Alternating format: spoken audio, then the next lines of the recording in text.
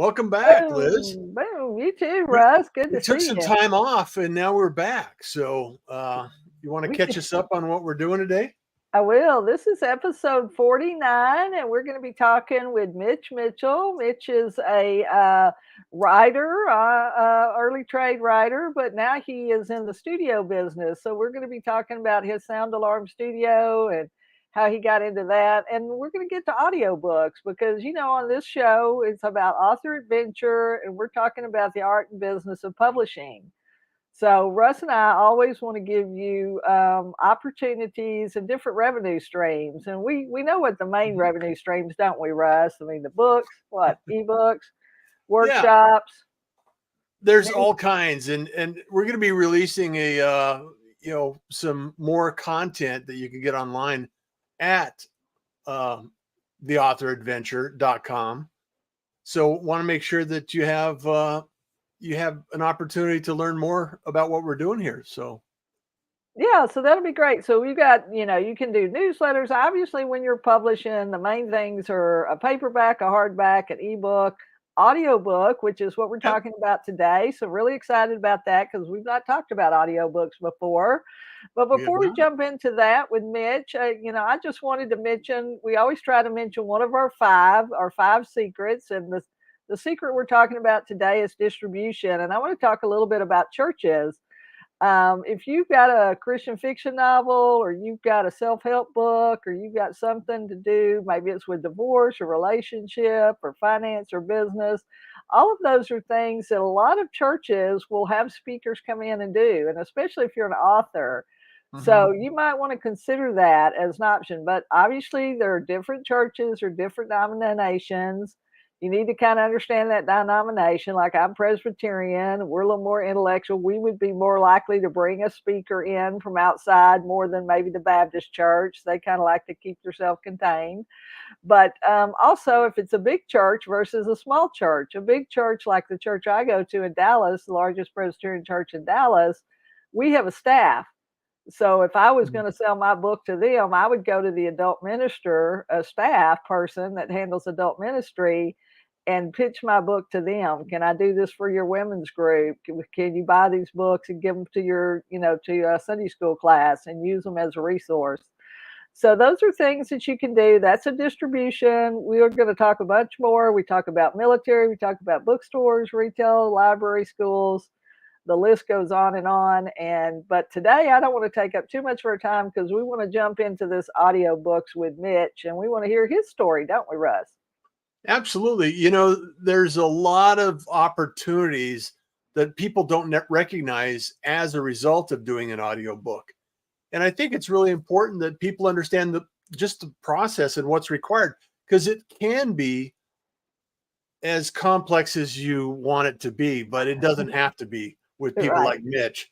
So let's make sure that we express this kind of idea and allow people to understand what it takes and what is possible as well, as much as anything. So let's Yeah. bring Mitch on and invite him to share a few ideas with us. So welcome, Mitch. How you doing today?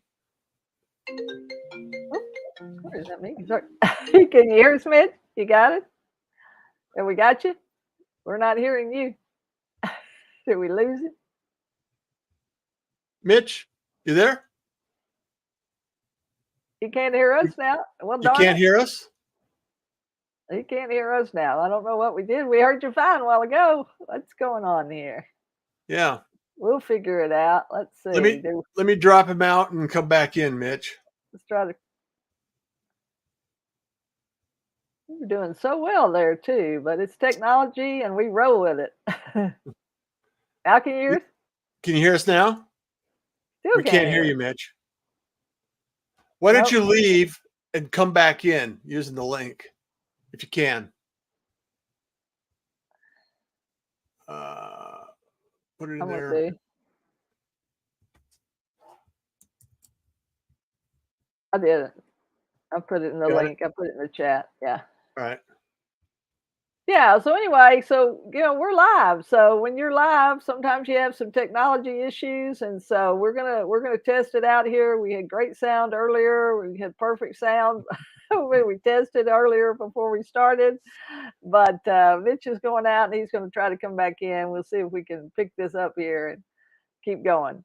Well, and the reality is Liz, we have so many things that we're working through, especially as an author and somebody that is actually dealing with the technology. Because writing a book is not necessarily the same way as it was 100 years ago. We're able to type in a word processor or a computer nowadays, and edit very easily, and even transcribe and record your voice and turn it back into transcription.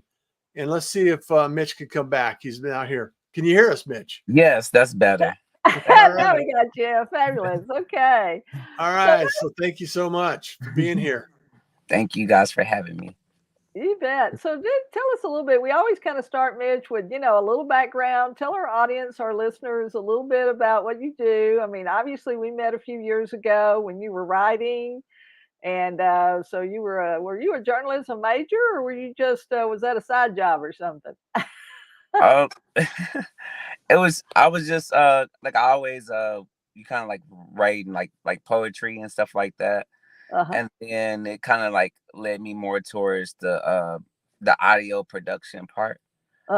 Then as that was happening, then that's how things all kind of merged together with me creating the recording studio.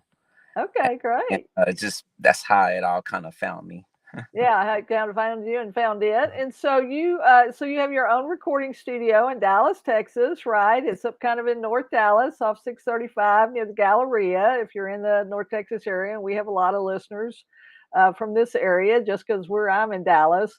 Russ, or my partner you met, is in Phoenix. But yeah, so people don't, I think people kind of have a misconception about studios. They think it's real expensive. They think, oh, I can't go to a studio. I'm not good enough. I need to, it's too expensive.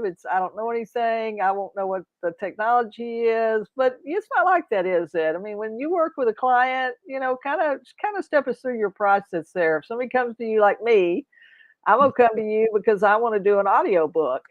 And so, do you have narrators and things, or people that talent that you work with yourself, or is that something that the client brings when they come to you? Well, it's one of those things where it's like no shoot fits all people. Right. So it's like there's times where I had them narrate it themselves. I've had times where I have actress or actors come in and narrate it. It just really all depends. For those books that are like more personal or like connect with the actor or the actress that connects with them, that's kind of how they go about it. So like, for example, they say, oh, well, this is a bio of a self-help book. I want to narrate it myself. In this case, it could be like a kid's book or anything. And they say, oh, well, I'm not fit for this because I don't have the voice for this. So let me just hire an actor or actress to do this for me. So it just really varies how that goes. Yeah, depending on what kind of genre you're writing. Like you say, if it's a children's book or a fiction book, a lot of times they're characters and there are multiple characters. So you need somebody that's a voice talent. You need somebody that is, like you say, a professional actor or actress. And you can find those people through freelance things. I mean, I know the audio platforms like ACX and Audible and all of those places. I mean, they have folks too on their list that you can go and find a narrator that way. My advice would be to ask around to people that in the business and say, who did you use? Because if somebody's used somebody and they liked them, they'll want to recommend them.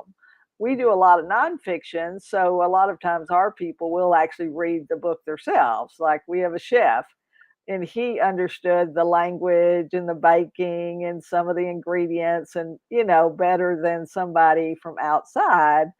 So he read his, and I'll tell my story about that toward the end here, but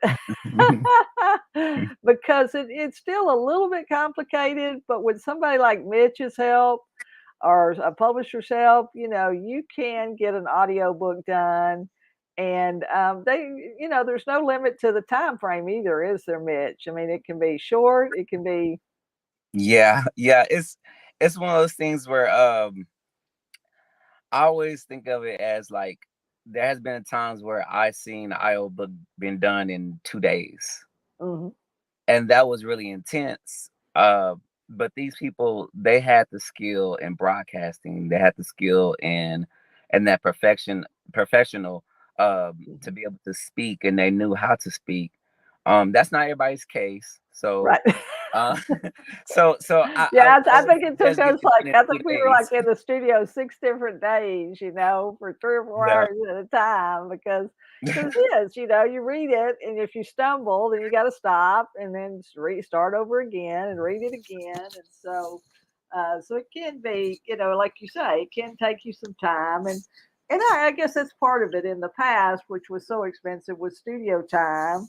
But I think that's come down a little bit, don't you? I mean, the Yeah. equipment's not as expensive as it used to be. Mhm. I mean, you were able to set up your studio right, and I'm sure there's still pieces that you dream of Yeah. having on a board or something. There's probably some piece of equipment that's really expensive that they're going. One of these days, I'm going to get one of those. Well, I'm the same way with the computer, and software and stuff, or printers or whatever. But yeah. So tell us. So you've been doing, some nonfiction. Have you done the children's books with somebody I too, haven't or is it I haven't mostly? done I haven't done nonfictions yet. Uh-huh. I've done a lot of like self-help type of books. Right. Uh huh. Uh Okay. like like women self-help books. Uh huh. I have done Christians self-help books. I have done marriages self-help books, just more in the self-book era. I Right. And do self look help. forward to doing more other books in the future. I am open to that too as well. Yeah, so you can reach out if you're listening, you're watching. You can reach out and speak to Mitch. You can follow him on Instagram, on Facebook, on LinkedIn. His company is called Sound Alarm Studio. So it's SOUNDALARM STUDIO. So if you're listening on the podcast, it's Mitch at soundalarmstudio.com. So you can always call him, email him, go to his website, fill out the contact information, tell him what you're looking for, and he's gonna have a conversation with you, and you can figure out what it's like, right? Because the budget's going to be different. If you hire a narrator, a professional person, obviously you're probably going to have to spend a little more money. If you narrate yourself, then that might not cost you quite as much. But you want to do it in a professional studio with people like Mitch, because I can tell you, like you say, when I was doing my chef, we did our audio thing, and this was before I knew Mitch had a studio, or I'd been over in his studio. But we were at the studio and we had to do 72 chapters because my Oh, author had little short chapters. They were like only 3 or 4 pages long, but they were 72. Well, when we did the audio book, we put it in, we loaded it, we uploaded and all of that to ACX. Well, checked it, they sound checked it, and they sent us an email back and said, well, you've got some issues with a couple of your files. You hmm need to reload those files. Well, they wouldn't tell us what files they were. We kept emailing back, well, which file is it? Is it chapter 4? Is it right. chapter 16? Is it chapter 18, 89, whatever. And they never would tell us. So we finally just ended up having to scrub Absolutely. 72 files at the studio, Wow. go back in the studio, take some special software, scrub the sound. Because he had a pen in his hand where he was writing notes on his script, and then he was tapping that pen on the count on the side, on the lesson. I mean, the music holder stand or Uh-huh. whatever, where he had his script. So we went, oh my gosh! But we reloaded the 72 files, and it went fine, and it's great. And he's selling audiobooks, and he actually makes more money on his audiobooks than he does on his other books. I Because believe that. with print books and paperback, you've got the cost to print it first, and then you've got the split, and it's a nice split. It's 60-40. You get 60% if you're the author. On an ebook, I think it's 70%, and they get 30%. So you still make a little money, but with an audio book, you might sell that for $19.99 or $15.99, and like you say, you end up only costing you a couple of dollars by the time you do 100 books or something like that, or 50 books. It's paid for itself, right? So can you kind of budget, just estimate for us? I know, don't give, I'm not going to hold you to any price, but if somebody's doing maybe like something that's a couple hours, 3 or 4 hours, versus a couple of days in the studio, what would they be looking at? Would they need to budget so they can go get a second job? I'm kidding. I would say budget anywhere between I would say starting anywhere between like 27 at the most, 2,700 starting. Right. Yeah. The reason why I say that, I mean, it can go up, but that's right. where sorry I said. The reason why I say that, because a lot of the editing, a lot of the takes, a lot of reinsuring, making sure you going back and actually having that peace of mind of hearing, like, is this the right take to this chapter? This run on with this sentence, that this needs to be edited this way. And the point of it is to when you walk away from recording your audio book, you want to be able to submit it to be able to submit it to the ACX, and that's something that I provide for my clients. I do the ACX for them. Right, you set up and upload for them. Yeah, I upload it for them because Great. I know that, like, there's certain language that they may use, like DB levels, and that's a foreign language to the client. But to me, I'm like, oh, I understand that language. So what are they talking about? I mean, what are they talking about? And so so to take all the guesswork out, I like to attack the ACX uploading with them as well.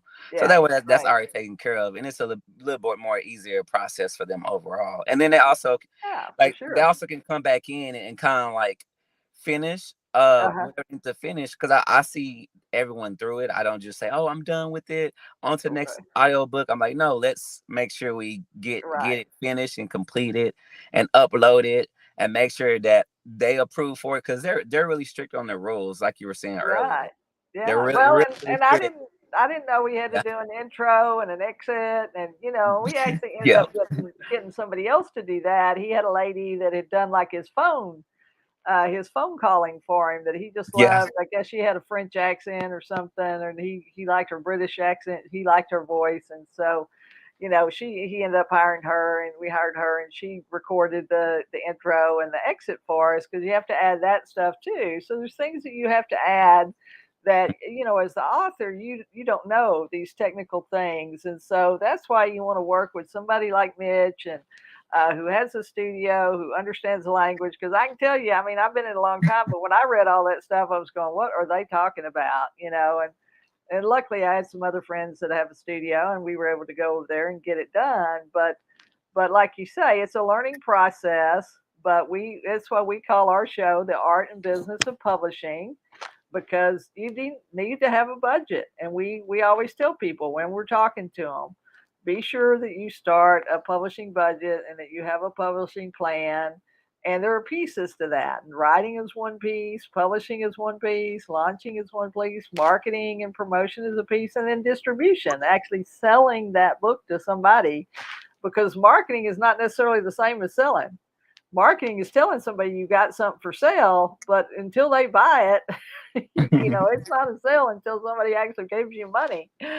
And so, but there are different revenue streams, and that's why we wanted to share this today. That's why we were talking about audiobooks, because that's another revenue stream.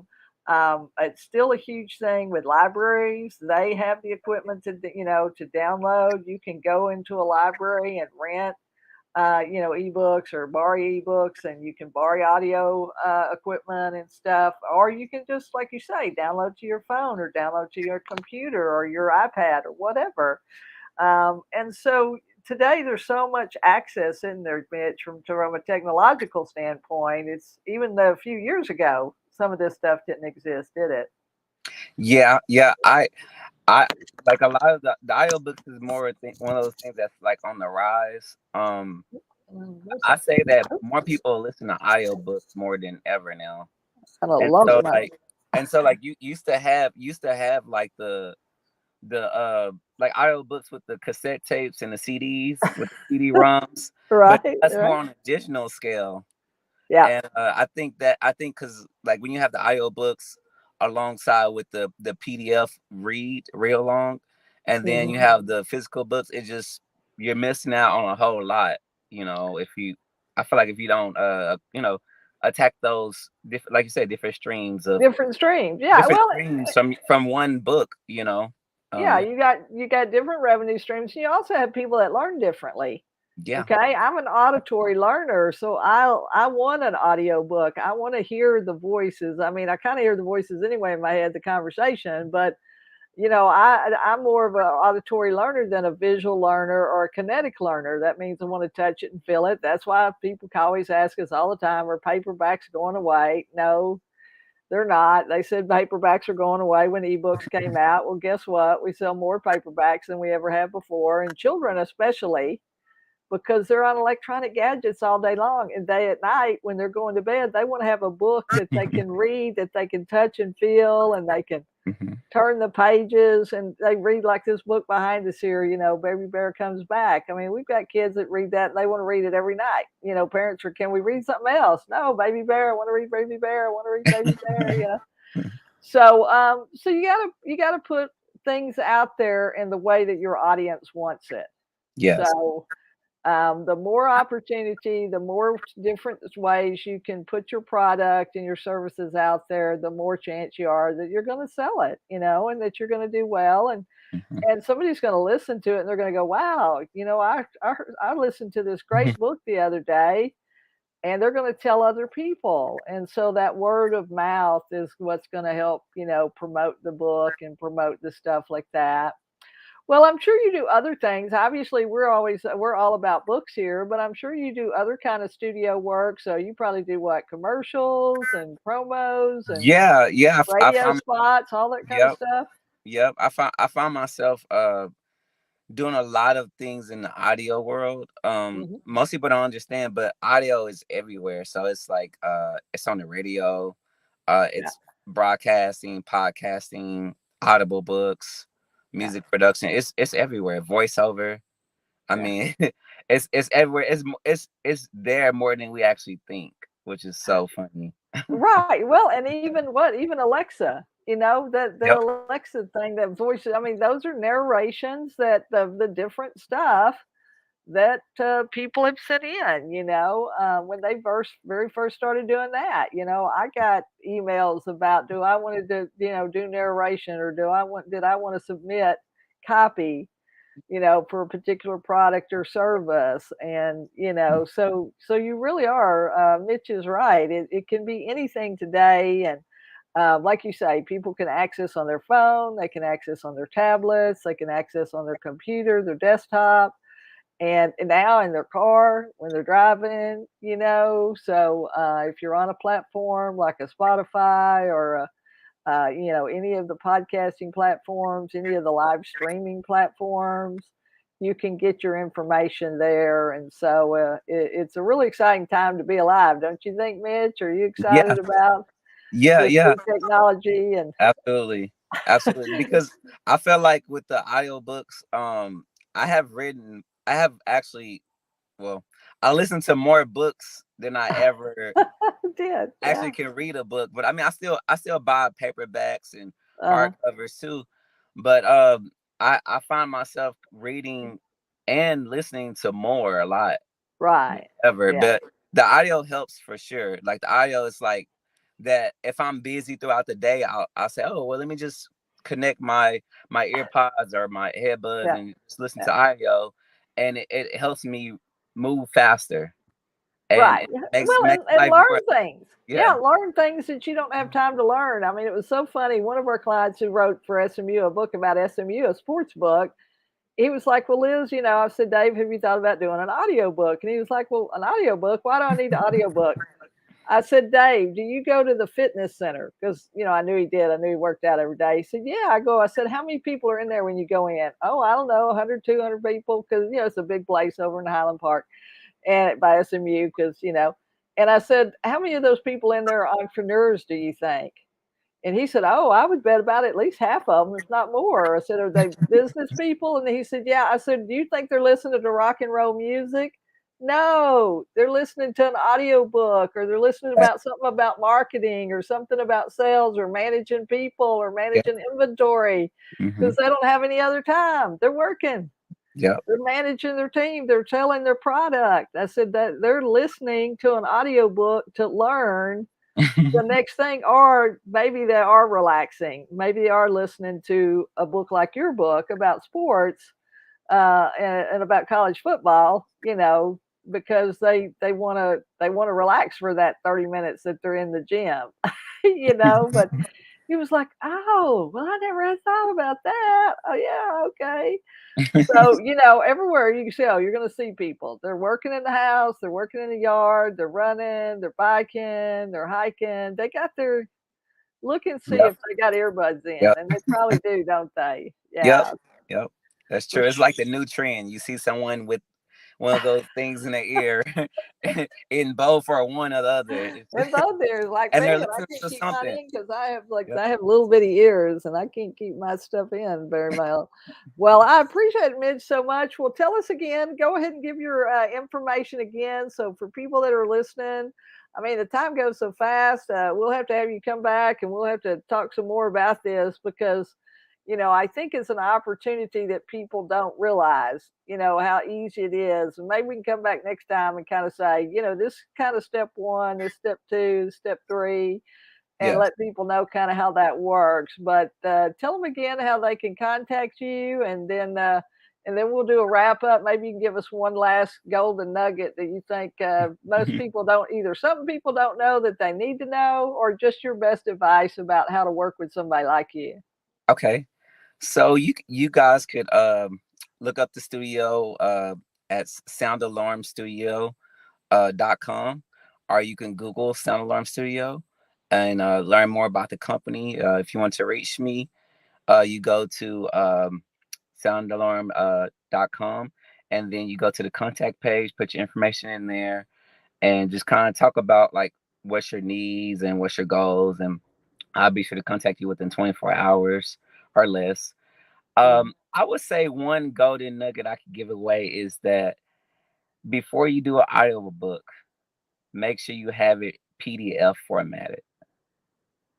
I would Right. say that because PDF format is where you have a book formatted in the type of way that you will read it Right. if you're reading it on the Kindle or iPad. Mhm. Because that's the way that you will want to read it when you come in a professional studio to read that. Right. And that makes the process that much faster um, for ACX, Mhm. for production, and overall for a professional like me. So that way I can read along with you as well and be able to Right. see exactly what you're doing and how you're reading each word or script or chapter and so forth. Yeah, for sure. So that's a great piece of advice, because what happens with the PDF is it's locked in, and it's not going to change. It's not going to be Yep. fluid. And so, you're over here reading one thing, and Mitch is over here on something else, and it's like, oh, well, you've read, you've read past the page, and you're on the next page, but his script is still on the first page, because you're not looking at the same thing. So that's a very good advice. So, and then you're going to have to load you're going to have to load audio files, but a lot of times, like you say, for any other platform, you're going to have, a PDF is the most, usable format. Some people let you do Word documents, or, and even Amazon has gone to the EPUB file. For years they had their own platform, their own format for Mobi, but they've just switched over. So, any of the other platforms that you're putting your information up on, if it's not an audio file, like what is it, an MP3 or an MP4? Um, Or does it's it depend? so like the highest formation it will be like a wave A WA WAV file. wave Okay, file. WAV file. That Yeah, makes sense. that'd be the Yeah, highest because that's the highest quality. right. That's high density. Right. The highest quality of the MP3 and MP4. Right. Okay, great. So that's it. So see, that's why you need a professional like Mitch, that's why you need to go to Sound Alarm Studio if you're thinking about doing an audio book. Get some help with that. Be sure, decide if it's something you think you can read yourself or if you need somebody else to read it. If you've got characters or voices, maybe your book's about two little dogs, then, maybe that one person can do both those voices, but you may need two people, Mhm. Sometimes somebody can read the different voices, sometimes they can't. So, same thing with fiction, when you've got fiction, you've got different characters. And so maybe one person can read all those different characters and do different voices, but they need a sound engineer to edit that stuff because it's not going to be, there are going to be pauses. There are going to be times where you kind of stumble and you're just going to have to edit that out. And it's the editing process that takes as long, really, as the narration sometimes, doesn't it? Because maybe you want sound effects. I mean, you can do sound effects, can't you? Maybe the door slamming or somebody running up the stairs or or whatever, horses riding by outside for us for Cowboys of Color. We'd want to be, we'd want to have those galloping hooves. I actually had a time where someone she had me create like a music bed for her book. So like she'll have like a meditation part of the book. Yeah. And every part of the meditation part, she will like have this part where I had this music. It was the same music for the music going over again. same music going, but for each specific chapter, she would have the meditation, but it was the music for the music bed. And the reason why she did that because she wanted to make it more engaging, more exciting, for people, more interesting. Yeah. And she was happy that that she'd done that. It was just an idea. I pitched it to her. I said, "Hey, what do you think about this?" And she was like, "Oh, I love it." Yeah, let's do it. Let's do it. So that's the other thing you're going to get when you work with somebody like Mitch, when you work with somebody like me and Russ. I mean, we're going to have these other ideas and these thoughts and creative things, brainstorms that come to us, and we're going to say, "What do you think about this?" So, Mitch, thank you so much for being here. Thank I'm you. sorry our time goes so fast, but we're so grateful that you shared these tips with us and these strategies. So, people, if you're here watching, you got to hear Mitch today. If you can always come back and see this on the recording. It gets archived to our YouTube channel. So go to our YouTube channel at Author Adventure and subscribe. And then you can go watch all the other 48 episodes that we have here and interviews, other exciting interviews like Mitch's interview today. So thanks so much. This has been Liz Lawless, your host for Author Adventure, with my partner Russ Johns and our guest today, Mitch Mitchell of Sound Alarm Studio. Go check him out. Bye-bye. Thanks.